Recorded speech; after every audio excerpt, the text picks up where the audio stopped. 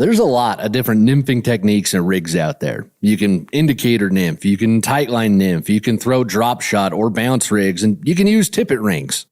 All these tactics shine in different situations, but the one that's the most versatile by far is indicator nymphing. It's relatively simple to cast, and it's effective enough that a lot of beginner anglers start out catching fish this way. But it's not always the easiest to set up, and it has been known for causing more than a few tangles and frustrated anglers. So today on Untangled, we're going to take a look at the good and bad of indicator nymphing so you can figure out how to make the most of it in your own fishing. This is Untangled, fly fishing for everyone, presented by Ventures Fly Co. Hey everybody, welcome to it. This is Untangled, and I am your host, Spencer Durant. I'm a little surprised that Alex didn't just claim this episode to do all by himself when we were coming up with topics for the month for the show, but I'm happy to be here talking about nymphing anyways.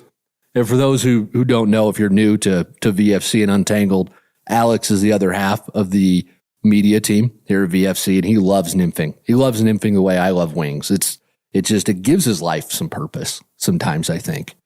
But anyways, we're talking about indicator nymphing, pros and cons today, so you can figure out the best time and place to use this in your own fisheries. So we're going to define exactly what indicator nymphing is so we're all on the same page. We'll take a little bit of a bird's eye view of it, and then we'll just dive right into the pros and cons. And if you are watching the video podcast, I will throw a graphic up on the screen of an indicator nymph rig. I know hearing about rigs on podcast can be difficult sometimes, but these are also when we talk about different rigs, we get a lot of feedback from you guys that you love these episodes. So hopefully I'm doing a decent enough job explaining them for the audio listeners as well. But an indicator rig, let's just go right into it. An indicator nymph rig is just any nymph rig where you've got a strike indicator placed somewhere above the nymph. So that way the nymph is drifting below the water. It's sitting underneath the water. It's not on top of the water. And we know about 80% of a fish's diet is subsurface flies. So we know that nymphing's a great way to get our flies in front of where the fish are hanging out. And for an indicator nymphing rig, you can use just a single nymph. You can use up to 3 nymphs in a lot of fisheries that allow for that. You're allowed that many. I'm not sure of anywhere that allows more than 3 nymphs on a fly fishing rig. That's the most I've ever used anywhere that I've fished. I do know there's quite a few places where you can only fish 2. Yellowstone, your single point barbless, 2, I believe, in a lot of the fisheries in Yellowstone. I know there's a lot of places where you can only use 1 nymph on your nymph rig as well. So it's not always up to that, but generally you'll see 1 to 3 nymphs on a nymph rig. And I would say probably it's most common to see 2 nymphs on a nymph rig, especially here in the U.S.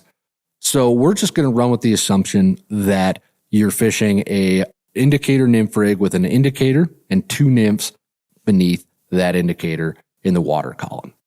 Now, the strike indicator, we'll get into these a little bit more. I might call it a bobber too. The 2 terms are interchangeable. It bobs in the water, so I'm going to call it a bobber. I'm not one of those fly anglers it's got to be a strike indicator because it indicates when a fish has taken my fly. And this is a gentleman's sport. And, oh yes, when I'm done catching my wee trout here, I'm going to go home and count my gold bullion once more. No, that's strike indicator, bobber. They're the same thing. If you're new to this, it's all the same, okay? Strike indicators are usually made from plastic, foam, or wool is a really common material to make them from. They're often just in these small balls that float high, and they're pulling double duty. They're not just a strike indicator. They're not just a bobber because, yes, they do go along the surface, and when they move, when they twitch, when they go underneath, that tells you that, hey, fish ate your nymph that's floating underneath that indicator. But they also suspend your nymphs at a certain depth, and that is a key skill in indicator nymphing, is figuring out how deep your flies need to be. So how far away from the indicator do your flies need to be? And then that indicator holds them at that depth so that as you drift through a run, a pool, or a riffle, your flies are right down in that strike zone where the fish are most likely going to be eating. Okay. And honestly, that's the rig. It's really simple. It's just an indicator, a couple of flies, and you're done. Now, picking that right fly, getting it to the depth that we just discussed, if you need to use split shot to get it down there, that's entirely other topics that honestly we've done their own podcasts and videos on adding split shot and picking the right fly for these rigs and whatnot. We've done tons of content on those. We're not really going to dive into that today so much as we are, okay, here's an indicator nymph rig. You know enough about it. Now let's actually see, okay, why is it good? Why is it not so good? That's really the focus of today's show. But if you want to get a little bit more information about the rest of the nymph rigs, if you want to try and commit some of this stuff to memory, if you like that graphic that you saw on the show just a few minutes ago, we actually have all of this information about nymph rigs in our free pocket nymphing guide. It's free download. There's a link to grab that down in the show notes if you want more information on nymph rigs, or there'll be a link here on the screen if you're watching the video podcast as well. So with all of that out of the way, we know what our nymph rig is. Let's dive into the pros and cons. Now we're going to start with the pros because we believe in positivity here at VFC. Start with the good stuff, and then we'll end with the stuff that makes you question whether or not this is actually a good technique. No, it's a great technique. In fact, I've been using it a ton lately. It really is like as much. If you're a longtime listener to the show, I make a lot of jokes. I poke a lot of fun at indicator nymphing because there does get a point in the year where I get kind of bored with it because I'm just staring at the bobber and I miss dry fly fishing. I miss dry dropper rigs, but a lot of the time it's just one of the most effective ways to catch fish because they're not always eating dry flies all the time. They don't always want to chase a streamer. So a lot of the time, if you can just get your nymphs down deep in front of those fish, you're going to be in business for putting yourself into a situation where you can catch a few. So it really is very effective. But there's other ways to nymph, like we mentioned to open the show, and indicator nymphing is just one of them. So a little tangent out of the way. Let's take a look at the pros and cons. Pro number one, and this is really what I love about the rig too, is that the indicator nymphing rig, it's stupid effective in tons of different water types. You can use it basically anywhere. You can use it on small streams. You can use it on big rivers. If you're fishing out of a drift boat, it's very effective out of a drift boat. It's great when you're wading. You can do it up on lakes as well. Alex and I did a video about fishing still water last year, and we used a bunch of indicator nymph rigs on that lake and did extremely well on those days. So it really is, it just kind of works just about everywhere. It's versatile and adaptable to a lot of different types of water. I've indicator nymphed in Alaska for dolly varden and rainbow trout. I do it here in the Rockies. In fact, just a couple of days ago, I was out driving around and found a little river that needed to be fished, and I was indicator nymphing it all day until a really big one stole my egg bomber and broke my rig, and I was out of. I left my big box of flies at the truck. I don't know why. So I had the only thing I had left in my pack were a whole bunch of dry flies, and it was raining and like 35 degrees. So there wasn't a hatch going on. So once I lost that fly, I just had to leave. But anyways, indicator nymph rig, extremely versatile. You can adapt it to a lot of your different fishing situations. A lot of different species of fish will eat it. And there is more than one way to rig up your nymphs underneath that indicator. You can tie them in tandem. You can tie them off of tags. You can do a drop shot rig. And that's all stuff that's listed in that pocket nymphing guide, by the way, if you do want to take a look at that. But you really can't just match this rig to whatever water type you're fishing. And let's use that bounce rig actually as an example for a minute. What the bounce rig does is it puts all your weight below your nymphs instead of above them if you need to put extra split shot on the rig to get them down to where they need to be. And then you end up tying your nymphs off of tags instead of in tandem with each other. And again, all of this is in the pocket nymphing guide if you're not familiar with what I'm talking about. But doing your drift in tags like that, it lets the flies float a little bit more freely, gives them a little bit more lifelike movement. So in fisheries where they're a little pickier, where they're a little snobby about things sometimes, it can be a really effective way to just get those flies to drift a little bit more naturally versus doing them in tandem, which might work really well in pocket water in a small stream, for example. And just one more example of how effective this rig can be at changing and adapting to what you need. A couple weeks ago, I'm out on the river with my buddies Gene and Scott. Gene was rowing, Scott was fishing, and Scott was out catching me like 5 fish to 1. It was getting ridiculous. So I asked him, I was like, what'd you put on? Like, what's your rig? Because I thought we were fishing similar stuff and you're whooping my butt. And come to find out, he'd tied his nymphs on tags instead of in tandem like I had. So I switched to tying my nymphs off tags, and we were neck and neck for the rest of the day. We both, I think we got about the same amount of fish for the rest of the day, and I put a pretty decent like 21, 22-inch rainbow in the net. So again, and it was still within that indicator nymphing setup. I just changed the way the nymphs were rigged beneath that indicator. So it really does have a lot of versatility to just let you dial in your presentation of those nymphs within a wide variety of water types. So that's the biggest pro, in my opinion. The next thing that really works in its favor is indicator nymphing teaches a lot of your really good fundamentals. Because when you're fishing this rig, you do need to know how to roll cast, because that's a very effective way to get these flies out there. You've got to know your knots to set this rig up. It's not the easiest rig to set up, so knowing your knots is going to help.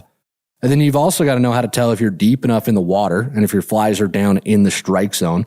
These are all fundamental skills that you are going to use in every other style of fly fishing, okay? Are your flies where they need to be? Are they in fishy water? Are they deep enough? If you're fishing dry flies, do they have drag? Do they not have drag? Nymphs, do your nymphs have drag or not? These are all fundamental skills that build off of each other. So if you're paying attention and you build this fundamental skill set within nymphing, it's going to translate just about everywhere else. Because I think the big thing you'll learn from nymphing is to always be adjusting, or ABA for short. It's a little saying we came up with here at VFC. You want to always be adjusting because you always want to be tweaking your rig until you find out where the fish are, and then catch the crap out of them. And then if things change, adjust your rig some more. But you always want to be adjusting, always want to be tweaking the rig until you figure out what the fish want. And indicator nymphing really instills that in you, because you can go, just like that day on the river with Scott I talked about. I switched my rig, I adjusted it a little bit, and boom, I started catching fish. And we have enough stories. I've got enough stories to fill up an entire podcast of I was out fishing with a nymph rig, and as soon as I moved my indicator up a little bit to get my flies like an inch deeper, or I put on one more split shot to get them an inch deeper, the minute I made that tiny adjustment, boom, fish on. We got so many stories where that happens, and we hear those stories from folks in school, everywhere else. So those tiny little adjustments, you learn to make them with nymphing. It really reinforces the value and the payoff of making those tiny little adjustments as you go throughout your day. And then the other big pro that works in their favor is this indicator nymph rig. It works on trout. I know folks who indicator nymph for smallmouth bass in rivers. It works for panfish. Alex was telling me that he's seen people in the canals out in Denver catching carp on indicator nymph rigs, which I thought was pretty cool, because all my carp fishing I've ever done has been with little carp streamers and whatnot. It's all been sight fishing. So I didn't really know that indicator nymphing for carp is a thing, but apparently it is, and that's freaking awesome. So you really do have a lot of variety to fish with this rig, because whether you've got trout in a river nearby or bass or panfish lake or whatever it is, indicator nymph rig is going to work for that. And all of the fundamentals still apply. Get the flies in front of the fish, make them look real, make sure there's not drag, have good fly selection, get the flies down to the strike zone. So yeah, they're not really going to work for pike and muskie. So if that's all you've got, you might be out of luck a little bit. But on the whole, for the vast majority of the fish that we have access to, between trout, bass, carp, and panfish, the indicator nymph rig is going to work on all of them. So it's just a great do-it-all setup. Now, that's it for the pros. I think I talked it up quite a bit. Alex would be proud of me at this point because if you were on the fence about it before, I think you're probably sold now. Let's take a look at some of the cons for a minute. The biggest con is I think it can be confusing to set up sometimes. If you're really new to fly fishing, all of the knots that you need to know, the amount of tippet that you've got to use, where to put the split shot, all the size of the indicators, it's pretty stinking confusing. Again, that's a large reason why we've done so many nymphing videos and we have that pocket nymphing guide, is to simplify it so that you don't have to memorize all this information. It's just there and you know it. But it really can be, it could feel like the first time you go to a family get together with your in-laws and you're trying to figure out which uncles are the crazy ones that you don't want to get stuck in a conversation with. It can feel like that, where you're like wide-eyed and just on edge the whole time. It can really feel frustrating. So that's the biggest con. The next con is it's not as sensitive as a tightline nymphing rig. And a tightline nymphing rig is you've got your nymphs and you don't use any split shot. You just use really heavy flies, and then you don't use any indicator. You lob them out there, and then you keep a tight line. So you lift up, and your leader between your flies and your fly rod is tight. So you have a tight connection to the flies. So you feel everything as the flies tumble around the rocks, as they scrape the bottom. When a fish eats them, you feel so many more bites. You feel so many more takes because the fish don't have to move fly line. They don't have to move split shot. They don't have to move an indicator. They don't have to take the flies hard enough to make those items move. You just feel them eat the fly. It's a direct connection to your flies. And that's the most sensitive way to nymph. It's very effective at putting fish in the net. But tightline nymphing is a whole other beast. Entire people's online content is dedicated just to tightline nymphing. And that's not a knock on them, but that's how deep down that rabbit hole you can go of fishing in that style. So indicator nymphing is not as sensitive. You don't feel as many bites. You don't see as many bites. So that is definitely one con in its favor there. The next thing that I would say is a con is the indicator nymphing rig is not the most subtle or stealthy rig that's out there, because if you're fishing a river that's a little bit lower, the water's pretty clear, or you're just in a smaller stream where the water's just not that deep in general, your nymphs hitting the water, if you have split shot on, the indicator hitting the water, they make a lot of noise, make a little bit of a ruckus. So the fish are going to clue into that, and it can spook them. So it is not the most the most subtle way to fish that kind of water. You can always downsize the indicator. You can go with wool indicators that make less noise on the water. But in those instances, your tightline nymphing or even a dry dropper might be a more effective way to fish that kind of water versus an indicator nymphing rig. It's just not the most subtle and stealthy way to put your flies in front of fish. And the last con is it is really tough if you're in shallow water or you don't have a lot of casting room. Because even with a roll cast, it's not the easiest to cast in tight quarters because you still have generally a pretty long rig. You've got flies, split shot, indicator. You don't want to catch on things. It can just be kind of tough. And then in shallow water, it's hard to get the depth just right with the indicator nymphing rig sometimes. If you want to fish nymphs in shallow water, a dry dropper rig is my preferred way to do it. It's more sensitive, and it's just a little bit easier to make sure that your flies aren't getting too deep, but just dragging bottom on every single cast. So those are the pros. Those are the cons to it. But overall, indicator nymphing is still crazy effective. It's the way that Alex and I and everybody else here at VFC, we nymph with indicators 99% of the time. I'll throw a tight line rig every now and then. I don't do it very often, but every once in a while, the occasion strikes me and I want to get out and give it a whirl. But I do really believe that the indicator nymphing rig is probably the easiest for beginners to learn when it comes to fly fishing, because Dry flies can be really tough to see. It can be really tough to figure out drag and positioning. And some people might disagree with me on that. And sometimes it honestly really depends on the beginner, because when I was a guide, I focused on teaching beginners, and there were some beginners where we fished dries all day. And then there were some beginners where we fished nymphs. So I think I'm going to walk that back. I think it depends on the angler and just how familiar they are with fishing in general. I think for some anglers, indicator nymphing could be a very simpler way to figure out the intro to fly fishing, because you don't need to know the fly cast to pull off indicator nymphing. You could just roll cast or water load. So that's definitely a huge point in its favor. Whereas if you are going to throw dry flies, you've got to know some casting techniques, and that's usually the biggest hurdle of fly fishing, is learning the fly cast. So in that regard, there's my 2 cents. But at the end of the day, it's super effective. The skills you learn indicator nymphing are going to translate to just about every other fly fishing discipline that you care to try. And it's really effective in a lot of different types of water. It is definitely a tool that a well-rounded angler needs to have in their belt if you want to catch fish. So that part is definitely not up for debate.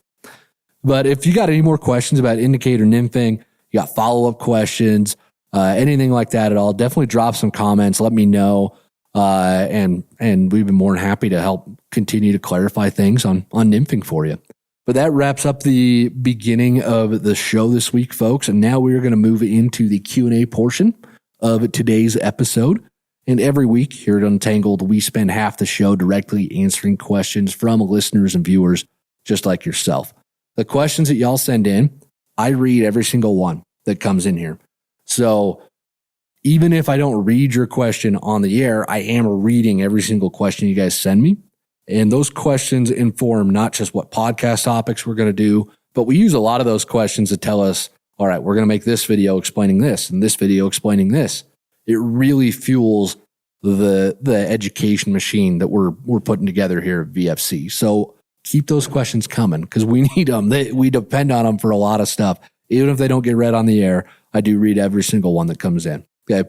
And if you do have a question, you want to send it in, there's a link to do it in the show notes or right here on the screen if you're watching the video podcast. Pam from Minnesota has our first question, writes in and says, I'm a beginner and I'm looking for a fly fishing combo, rod, reel, line, etc., but I'm wondering if there's a difference between stream and lake equipment. Pam, this is a great question, and I get to give my favorite answer. It depends. That's a short answer, okay?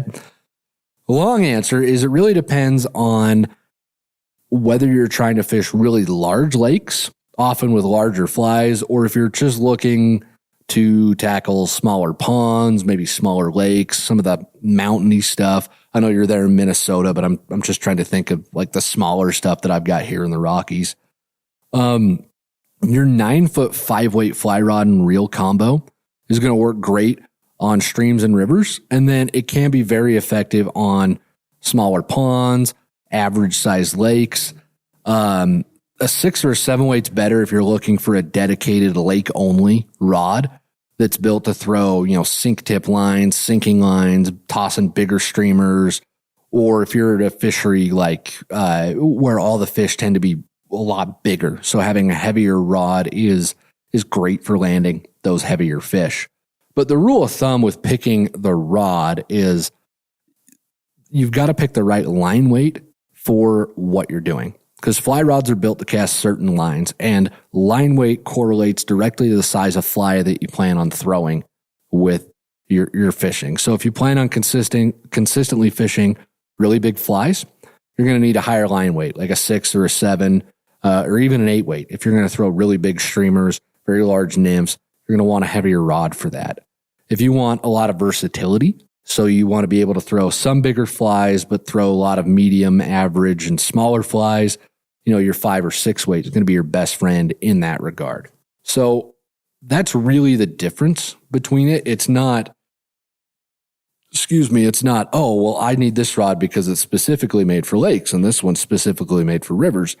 That doesn't really exist. It's all about the line weight and what you plan on doing on that lake. So if you want to fish big streamers, big flies for big fish, I would definitely get a 6 or 7 weight. It's going to make casting those things exponentially easier.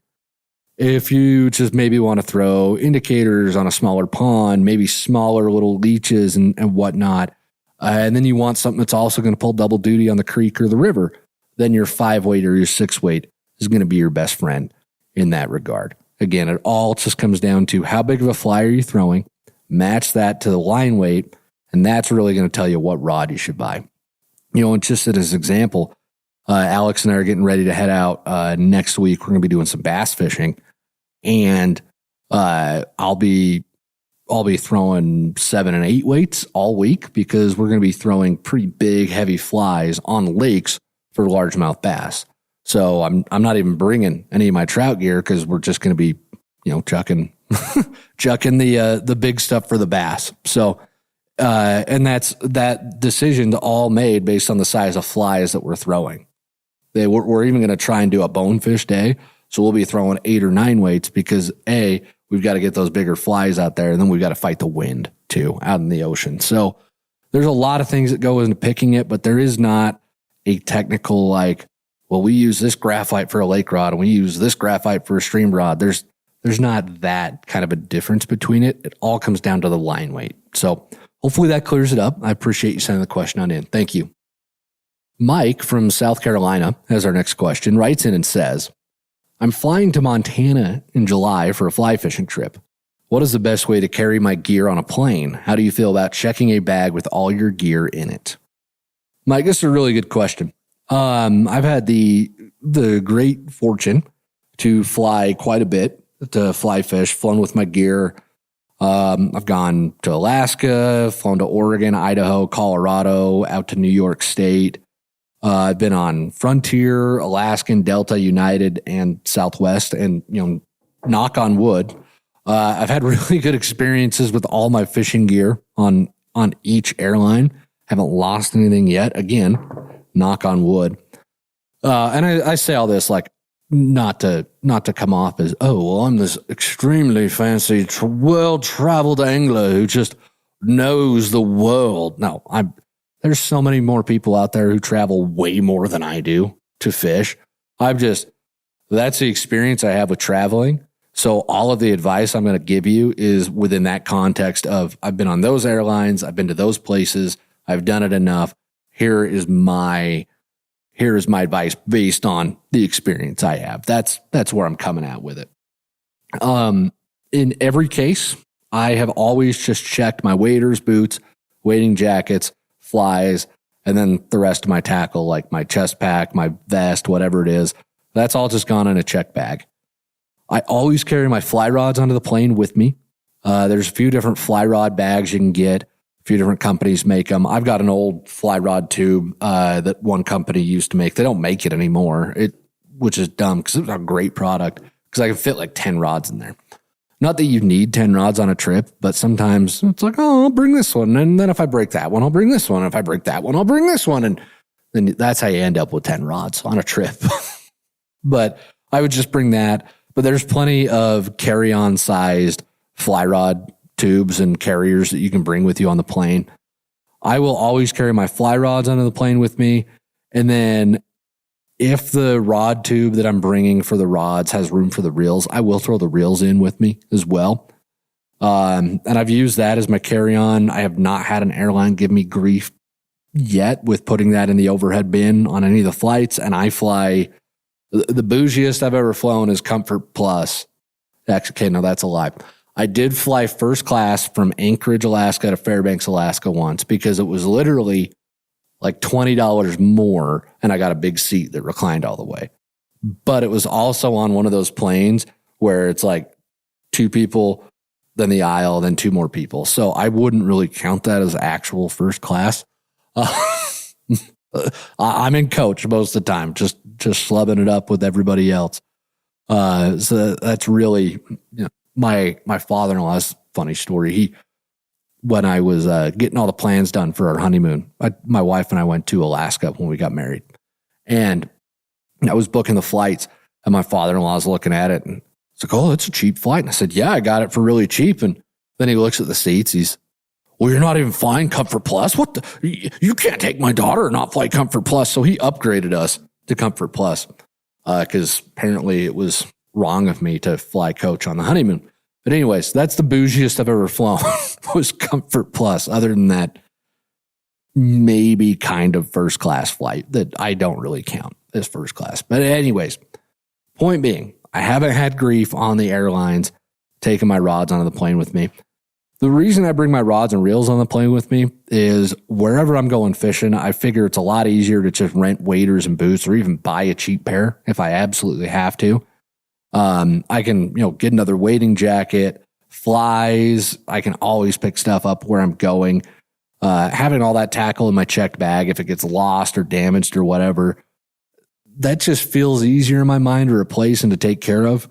I want my fly rods with me. I don't want them broken. I don't want them lost. I'm taking the certain rod with me because it's the rod I want to fish. It's the tool that's going to get the job done for me.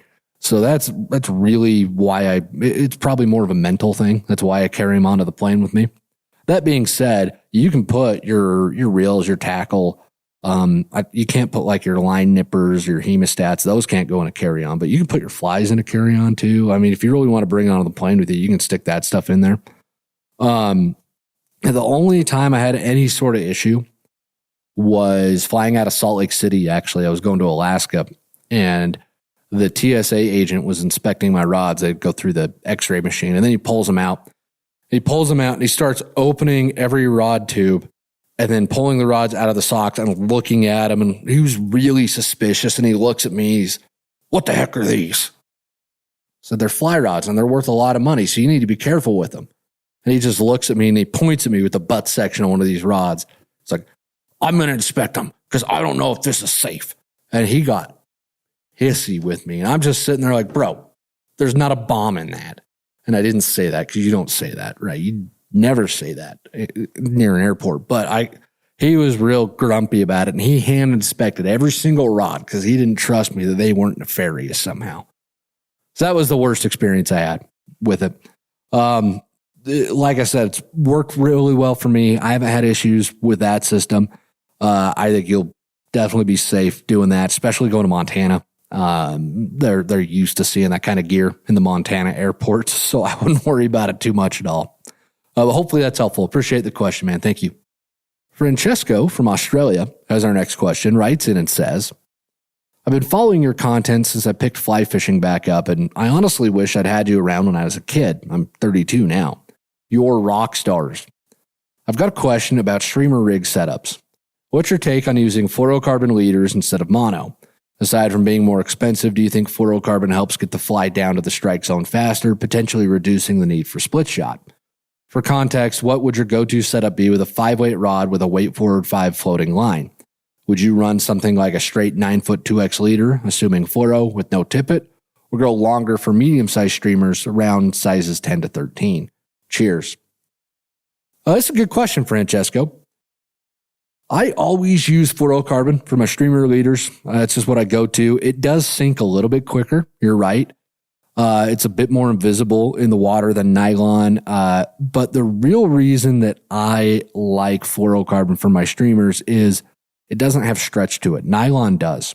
And when you strip set a streamer, there's already a lot of stretch that's going on because the fish is pulling against the fly line and the leader, and then you're pulling the fly line tight to set the hook, and there's stretch in fly line. They're built to stretch and move. So I want as little stretch in my leader as possible so that if I'm a half second late on the hook set, I still have a good chance of getting that hook into the fish's mouth. Nylon's got a lot of stretch to it. Fluorocarbon doesn't. So I like just having that nice, solid, stiff leader. It's entirely possible that I'm overthinking that and that it doesn't matter at all. But in my head, it makes sense. So that's one of the reasons I stick with it. The fluorocarbon's also got much better wet knot strength and much better abrasion resistance than nylon. And since our streamers spend so much time down deep, hitting rocks and branches and logs and whatever junk is on the bottom of the river, I want material that's going to hold up better to that sort of abuse. So fluorocarbon makes the cut for me well over nylon. While fluorocarbon does sink quicker than nylon tippet, it does not sink noticeably quicker that you don't need split shot. It's not like throwing a weighted leader out there at all. You will still need split shot to get your flies down if you don't have a sink tip line, some sort of weighted leader, or a really heavy fly on the end of that rig. So you're still going to need some kind of weight to get your flies down. Fluorocarbon's not going to sink that much quicker. It sinks a little bit quicker, but not that much quicker. Okay. And just building off of that, I run sink tip lines on all my streamer setups. So I'll have my fly line that's got a sink tip on it. And then I'll put about 5 to 6 feet of fluorocarbon tippet, like 8-10 pound, and just tie that directly onto the end of my fly line. And then I tie my streamer onto the end of that. It's not tapered. It's not a leader. It's just a straight level piece of 8 or 10 pound fluorocarbon. If you don't have any, you said you've got floating line on your setup. If you don't have any sort of sink tip line or anything, this is when I would go with a weighted leader, like a poly leader or a Versa leader. The longer leaders, they'll definitely help your flies get down a bit, but they're really tough to cast, like a 10, 11 foot leader with a big streamer on the end of it.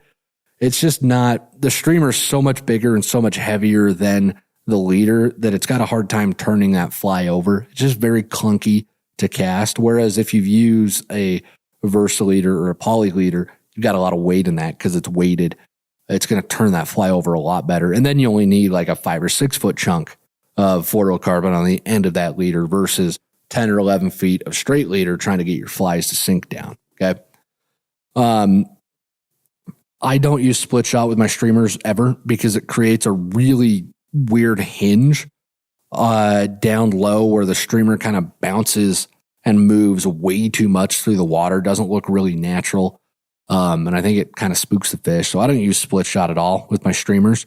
And split shot with streamers is so hard to cast. It's the few times that I've whacked myself in the head with streamers has been when I've been casting them with split shot.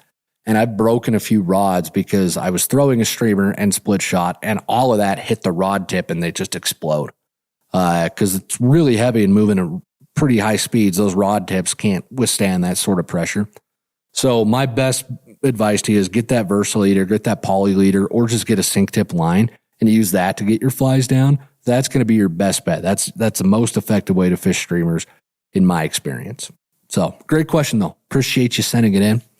And with that, folks, we have wrapped up the Q&A portion of the show this week, but that means we are now ready for the Live Real Life moment. And every week here at Untangled, we end the show by sharing a story and maybe some pictures as well from folks who are out there in the audience living real life. So if you've got a Live Real Life moment you would like to share, there's a link to do that down in the show notes or right here on the screen if you're watching the video podcast.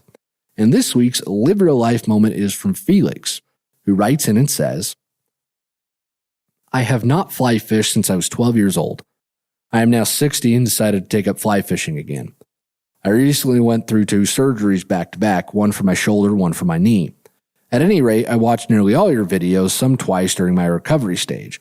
They were an inspiration to get better, get stronger, and get back out on the water. So this past week, nearly 5 months after my first surgery, I was able to get out on the water.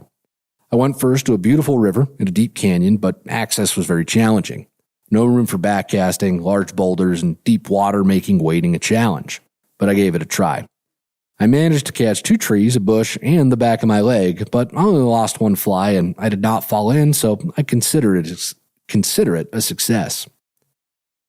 The next day I went to a remarkable spring creek, crystal clear. I practiced everything your videos taught me. Match the hatch. In this case, I used an emerger pattern fished on a dry dropper because stoneflies were present, but the fish were not feeding on them on the surface. Fish near to far, fish the seams, etc. Well, after about an hour, I hooked into what I thought was a snag on a rock or some submerged plant life. The take was subtle, but as you say, set the hook no matter what, so I did. My rod bent more than I had ever experienced when I was young. Don't give it slack, keep the pressure, not too much. I managed to strip line to get him close to where I could see him. Then he saw me and said, heck no. He made a run for it, so I let out line through my fingers, not the real rookie mistake. However, the fishing gods were on my side, and I was able to guide him upstream with my rod held to the side like you teach, and after 2 attempts, actually netted him. It was a fat and 15-inch rainbow. Not a trophy for most, but for me, this was the biggest rainbow I've ever caught, and the first fish after taking up fly fishing as an adult. And it only took 2 days. I felt very smug and can now call myself a fisherman. It was a beautiful day in an amazing surrounding, and frankly, I just got lucky. However, the information I learned from watching your videos put at least some of the day in my favor. Thank you for what you do, and thank you for helping me to have such an amazing first-time experience. I am totally hooked, pun intended. No pick of the fish, but my wife did capture me in the stream. Best to you guys.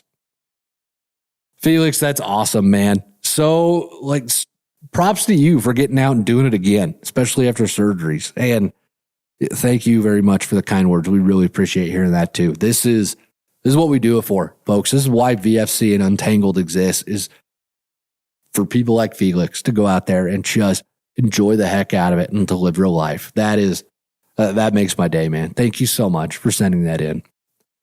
And with that, folks, we're going to wrap the show up this week. Thank you all for being here, listening, watching to the show all the way to the end. It helps us more than you can know.